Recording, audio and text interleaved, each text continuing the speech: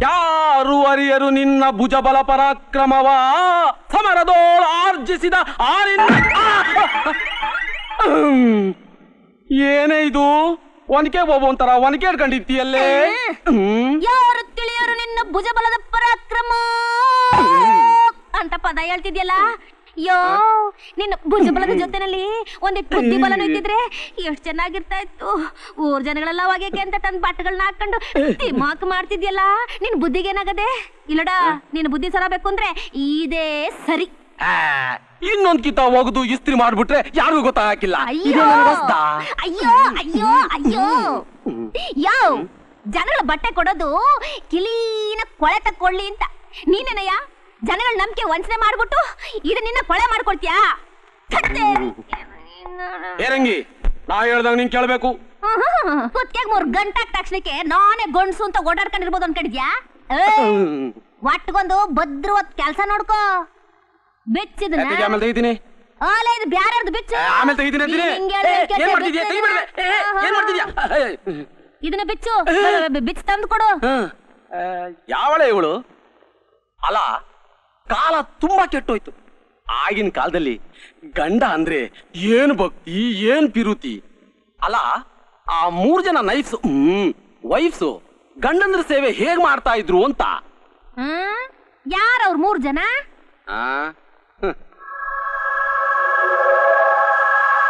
ಸತಿ ಸಾವಿತ್ರಿ,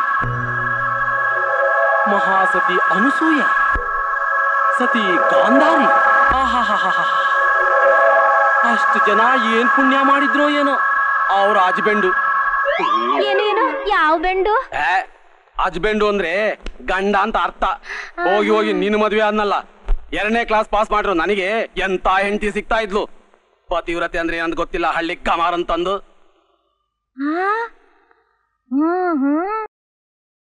ಯಜಮಾನ್ರೆ ಮೈ ಪಗಡದಸ್ತಾಗೈತಲ್ಲ.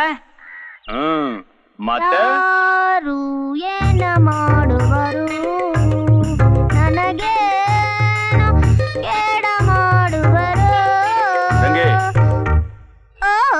ಮನೆ ಕಾಣಿಸ್ತಾ ಇಲ್ವಾ? ಯಾಕೆ ಕಾಣಕ್ಕಿಲ್ಲ? ಇಷ್ಟು ದೊಡ್ಡ ಮನೆ ಕಾಣಕ್ಕಿಲ್ವಾ? ಬಾ ಬಟ್ಟೆ ಅಣಿಸ್ಕೋ.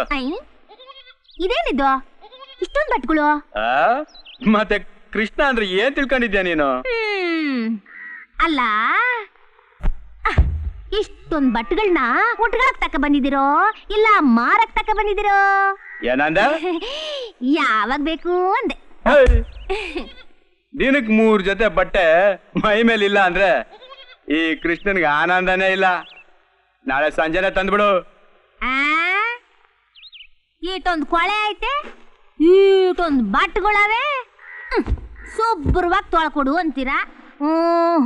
1 ವಾರ ಆದ್ರೂ ಬೇಕಾಯ್ತದೆ. ಆಗೋದಿಲ್ಲ.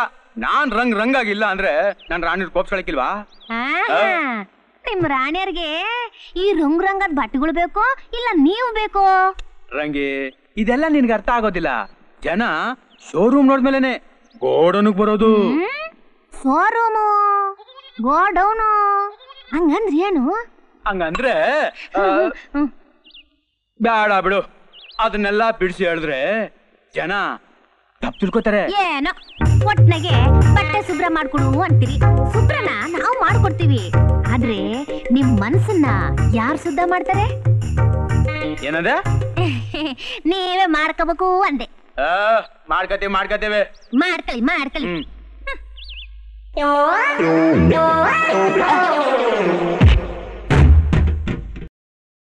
ಆ ಪಾಂಡವರ ವನವಾಸ ಚಿತ್ರದಲ್ಲಿ ಅದೇನ್ ಪತಿ ಭಕ್ತಿ.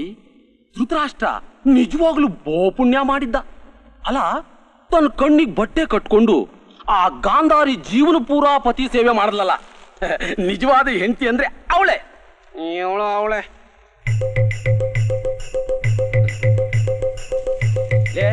ಏನೇ ಇದು?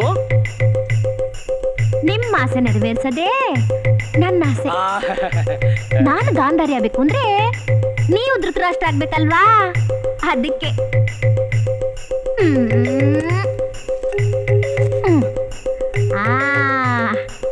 ಈ ಕಳ್ಳಿ ಹಾಲ್ನ ನಿಮ್ ಕಣ್ಣಿಗೆ ಬಿಟ್ಬಿಟ್ರೆ ನೀವು ಕೋಲ್ಡ್ ಆಗ್ಬಿಡ್ತೀರಿ. ಆಗ ನಾನು ಈ ಕಬ್ಬೊಟ್ಟೆನ ಹಿಂಗ್ ಕಣ್ಣು ಕಟ್ಕೊಂಡು ನಿಮ್ ಎಂದೇನೇ ಓಡಾಡ್ಬೋದು. ನಿನ್ ತಲೆ ಕೆಟ್ಟಿದ್ದೇನೆ. ಅಯ್ಯ ನನಗೆ ಯಾಕ್ರಿ ತಲೆ ಕೆಡ್ತದೆ? ನಾನು ಪತಿವ್ರತೆ ಆಗ್ಬೇಕು. ತಗಳ್ರಿ, ಇದೇ ಕಣ್ರಿ ಪತಿ ಭಕ್ತಿ. ತಗಳ್ರಿ ಮಾಲಕ್ಕಳ್ರಿ. ಬಹಳ ತಪ್ಪಾಗ್ಬಿಟ್ಟೆ. ಇವಳು ನನ್ನ ಕೈ ಬಿಡೋದಿಲ್ಲ. ಸ್ವಾಮಿ ಹೋಗ್ಬೇಡಿ ಸ್ವಾಮಿ, ಹೋಗ್ಬೇಡಿ ಸ್ವಾಮಿ, ನಾನು ಪತಿವ್ರತೆ ಆಗ್ಬೇಕು. ರಂಗಿ ಗಾಂಧಾರಿ ತರ ಬೇಡ, ಬೇರೆ ಪತಿವ್ರತೆ ತರ ಇರೋ. ಬೇಡ, ನಾನ್ ಗಾಂಧಾರಿನೇ ಆಗ್ಬೇಕು. ಆಹಾ, ಅವಳದೆಂತಹ ತ್ಯಾಗ, ಎಂತಹ ಬಾಣ್ಲಿ. ಹೋಗ್ವಾಗು, ಎಲ್ಲೋಯ್ತೀಯ? ಚಾನ್ಸ್ಗೆ ಮನೆಗ್ ಬತ್ತೀಯ?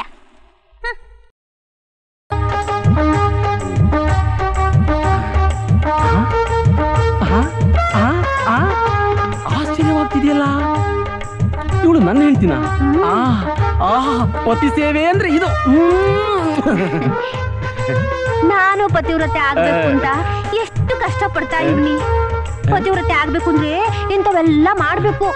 ಈಗ ಗೊತ್ತಾಯ್ತಾ ಪತಿವ್ರತೆ ಪಟ್ಟದಲ್ಲಿ ಏಟ್ ನೆಮ್ಮದಿ ಏಟ್ ಸುಖ ಐತೆ ಅಂತ. ಅದಕ್ಕೆ ಇಷ್ಟೆಲ್ಲ ಕಷ್ಟಪಟ್ಟು ಮಾಡಿರೋದು. ತಿನ್ನಿ, ಎಷ್ಟು ಬೇಕಷ್ಟು ಹೊಟ್ಟೆ ತುಂಬಾ ತಿನ್ನಿ. ಇನ್ ಮ್ಯಾಗ ತಿನ್ನಕ್ ಆಯ್ತದೋ ಇಲ್ಲೋ. ಏನೇ ಆಗಂತೀಯ? ನಿಮ್ಮನ್ನ ಮ್ಯಾಕ್ ಕಳಿಸ್ಬೇಕು ಅಂತೀನಿ. ಏನ್ರಿ? ಏನೇ ಇದು? ಪ್ರಸಾದನಾ?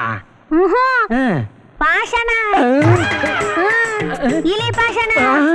ಇದನ್ನ ಎಲ್ಲಕ್ಕೂ ಹಾಕಿದೀನಿ. ಈಗ ಇದನ್ನ ನೀವು ತಿಂದು ಬಿಟ್ರೆ 10 ನಿಮಿಷದಲ್ಲಿ ಗೊಟಕ್. ನಿಮ್ ಎಣನ ಮುಂದಿಕ್ಕೊಂಡು ಆ ಸತಿ ಸಾವಿತ್ರಿ ಹಂಗೆ ಯಮಧರ್ಮರಾಯಿಂದನೇ ಹೋಗಿ, ಯಮಧರ್ಮರಾಯ ನನ್ನ ಪತಿಯನ್ನು ಬಿಟ್ಟು ಕೊಡು, ನನ್ನ ಪತಿಯನ್ನು ಬಿಟ್ಟು ಕೊಡು ಅಂತ ಅವನ ಹತ್ರ ಹೋರಾಡಿ ನಿಮ್ಮನ್ನು ಬಿಡಿಸ್ಕೊಂಬರ್ತೀನಿ. ಯಾಕೆ ಹೆಂಗ್ ಗೋಳೋಯ್ಕೊಂತೀಯ? ಅಯ್ಯೋ ಶಿವನೇ, ನಾನ್ ಎಲ್ರಿಗೂ ಉಳಿಕೋತಾ ಇವ್ನಿ. ನೀವೇ ಅಲ್ವಾ ಹೇಳಿದ್ದು ಮಹಾಪತಿವ್ರತರಂಗೆ ನೀನು ಇರ್ಬೇಕು ಅಂತ. ಈಗೇನಿದ್ರು 3 ಬಾಟ್ ಮುಗ್ದಿದ್ 2. ಈಗ ಸದ್ಯಕ್ಕೆ ನೀವು ಸತ್ತೋಗ್ಬಿಟ್ರೆ ಅದನ್ನು ಮಾಡಂಗಿರಕ್ಕಿಲ್ಲ. ನಾನು ಅರ್ಜೆಂಟ್ ಆಗಿ ಪತಿವ್ರತೆ ಆಗ್ಬೇಕು. ತಗೊಳ್ಳಿ ತಗೊಳ್ಳಿ, ಇದನ್ನ ತಿಂದ್ಬಿಟ್ಟು ಸತ್ತೋಗ್ಬಿಡಿ. ಇದೇನಿದು? ತಿನ್ಲೇ ಇಲ್ಲ, ಆಗ್ಲೇ ಮ್ಯಾಕ್ ಹೋಗ್ಬಿಟ್ಟ ಬಾಣ್ಲಿ. ಬಾಣ್ಲಿ, ಓ ಬಾಣ್ಲಿ.